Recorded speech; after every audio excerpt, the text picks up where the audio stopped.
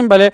جبوی کو امزانیارین زیادتر لسر هالبجارنین ترکیه وربگرین هفکار ما هجار عثمان شروفکار لجورا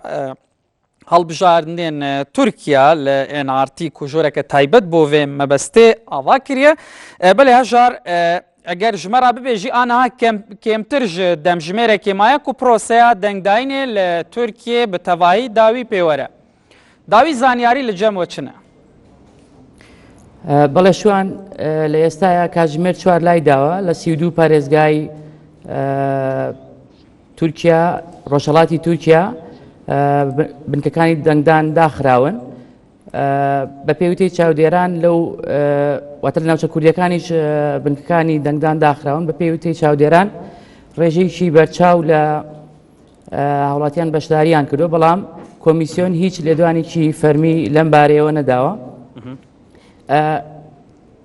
نزیکەی 45 خولێکی دیکەشی ماوە بۆ ئەوەی لە